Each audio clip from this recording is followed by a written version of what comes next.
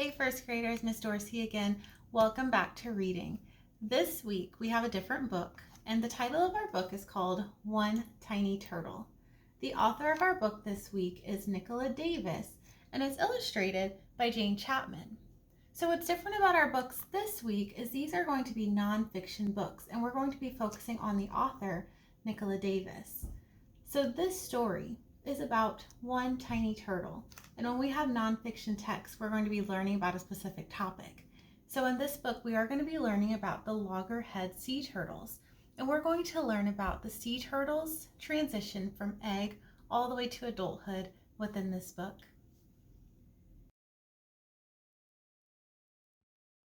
This week, we're going to be doing an author study focusing on the author, Nicola Davis. Nicola is an author and a zoologist, and she combines elements of fiction and nonfiction in her writing. While we read her book, some things that we're going to notice is that she tells a story and gives facts about animals, and she also shows the facts in a smaller print so that you can tell it apart from the story. Last week, we focused on fiction books and using our imagination. Fiction books focus on made-up stories, events, and characters. This week, we're focusing on nonfiction books. Nonfiction books are real books. They tell information, inform, teach, and explain about a specific topic. When you are looking at nonfiction books, there are some nonfiction text features that we can be looking for. In this book today, we're going to be focusing on 3 nonfiction text features. The first one is an index. An index tells us a specific page to find information in the book, and the index is always put in alphabetical order. You can find the index in the back of most nonfiction books. The second text feature are captions. Captions give a short explanation under or on a picture that give us information about that picture. And the last nonfiction text feature we'll see in this book are illustrations. So the illustrations are pictures or sketches of real items that we're focusing on in our story.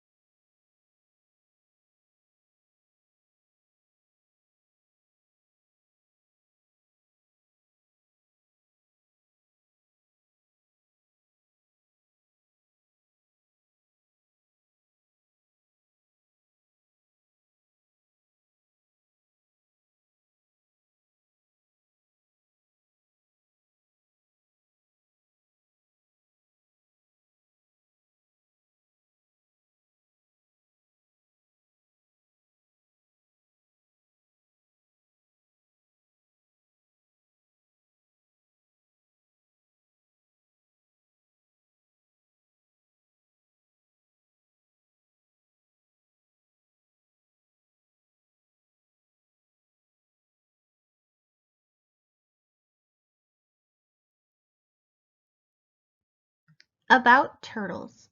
Sea turtles are related to tortoises and terrapins. They are all reptiles. Sea turtles are great wanderers, traveling thousands of miles each year, often far from land. This makes them difficult to study, so scientists are only just beginning to find out about their mysterious lives. There are 7 species of sea turtles. This book is about the loggerhead turtle. Loggerheads live in seas all over the world. Far, far out to sea, land is only a memory. An empty sky touches the water. Just beneath the surface is a tangle of weed and driftwood where tiny creatures cling. This is the nursery of a sea turtle. Passing in a boat, you might not notice the turtle. Not much bigger than a bottle top, she hides in the green shadows. She's a baby, so her shell is soft as old leather. Just a little fish bite could rip it open. But the turtle is safe in her world of weed and snaps her beak on tiny crabs and shrimp. Turtles have shells that cover their back and shells that cover their stomachs. The shells are made from bony plates that get bigger and harder as the turtle grows. On this page, you can notice how the author is using captions to describe the illustrations and to give more facts from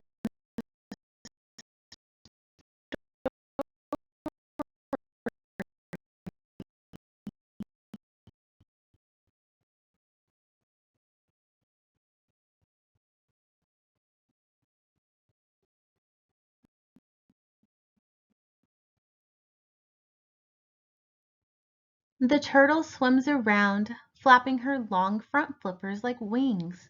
She is flying underwater. She pokes her pinprick nostrils through the silver surface to take a quick breath. So fast, blink and you'd miss it. Then she's gone, diving down into her secret life again. Fish breathe underwater, but turtles are reptiles and need to come up to the surface for air. They do this every 4 to 5 minutes when they are active. When they are asleep, they can stay underwater for hours. So on this page, I learned that turtles are not fish, they are reptiles. For 3 or 4 years, maybe more, the turtle rides out the storms and floats through the hot calms. Steadily, she outgrows her nursery. Nobody sees her leave, but when you look for her, she has vanished all the same. I learned another fact on this page, and the fact is that after 3 to 4 years, a sea turtle outgrows their nursery.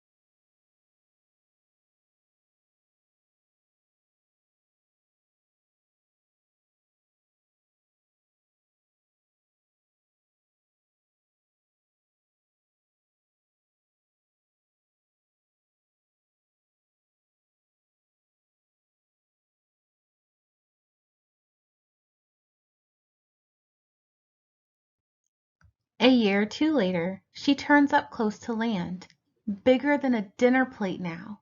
She's not a fish snack anymore. Her shell is hard as armor. Her head is tough as a helmet. She's grown into her name, Loggerhead. She has come to eat crabs. Millions swim up from deep waters to breed in the shallows. Their shells crack as easily as hen's egg in her heavy jaws. But in a week, the feast is over, and the loggerhead disappears again. Loggerhead wanders far and wide in search of food. In summer, to cool seaweed jungles, where she finds juicy clams and shoals of shrimp, and in winter to turquoise lagoons, warm as a bath, where she can munch among corals.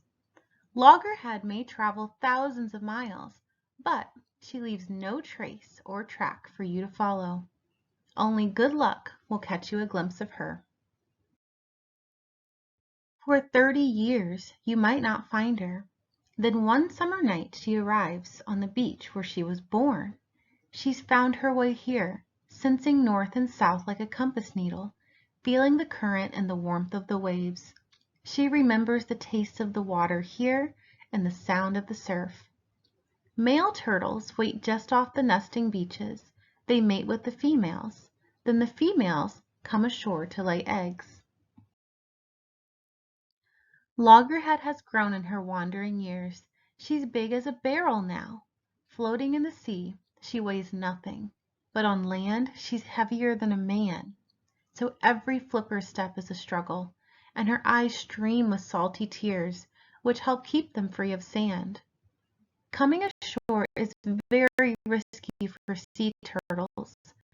They can easily overheat and die.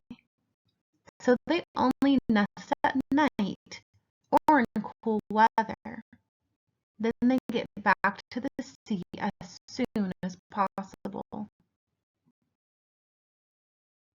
Loggerhead makes her nest where the sea won't reach. Scooping carefully with her hind flippers, she makes a steep, deep hole. Inside, she lays her eggs, like 100 squidgy ping-pong balls. Afterwards, she covers them with sand to hide her nest from hungry mouths. A fact I just learned is that sea turtles bury their eggs in the sand to keep them safe. The loggerhead is gone again, back to her secret life. Left behind, under the sand, her eggs stay deep and safe. Baby turtles grow inside. Females stay close to their nesting beach for several months. In that time, they usually make at least 4 nests, and sometimes as many as 10. And before the summer's over, they wriggle from their shells. Turtle eggs in warm sand can be ready to hatch in 6 weeks. If the sand is cool, they can take 3 weeks longer. So warm sand hatches eggs in 6 weeks, and cool sand would take 3 weeks longer. So to figure out how long it would take in cool sand, we add 6 weeks plus 3 weeks, which would equal 9 weeks.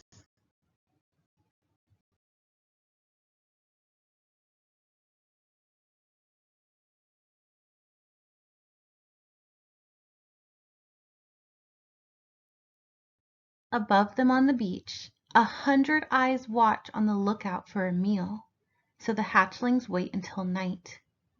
Then they burst through the sand and skitter towards the sea. The horizon, where the sea meets the sky, tells baby turtles which way to turn to get to the water. But streetlights and buildings next to the beach can confuse them and make them go the wrong way. In the dark, claws and beaks and grabbing paws miss only one young turtle. One day, she'll remember this beach and come back. But now, she dives under the waves and swims, swims and swims out into the arms of the ocean. Far, far out to sea, land becomes a memory, waiting to wake in the head of the little turtle.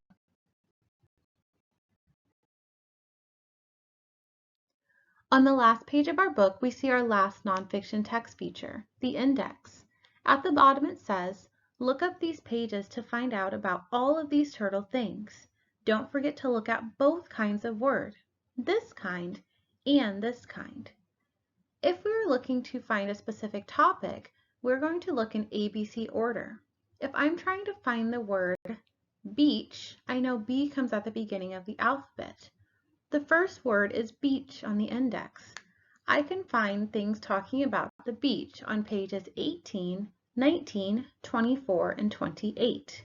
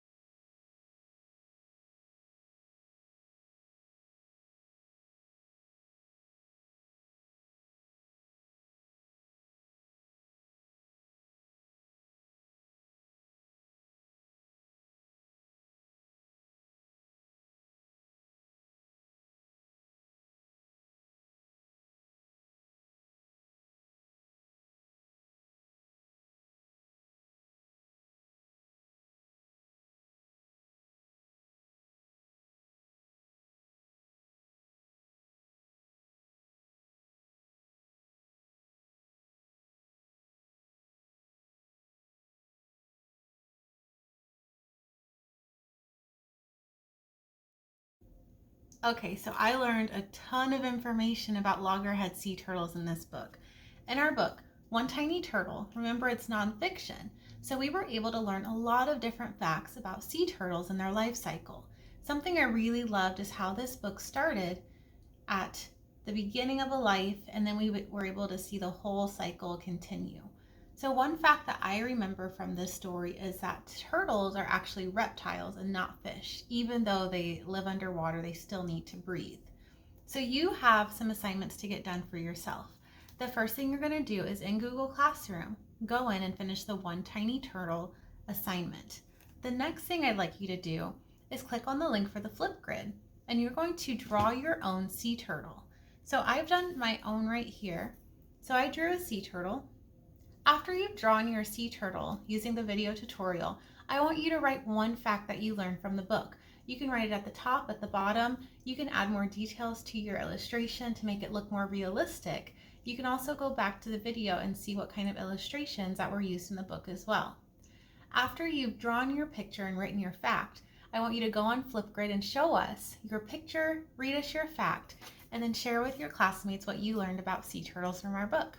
I'll see you guys next time.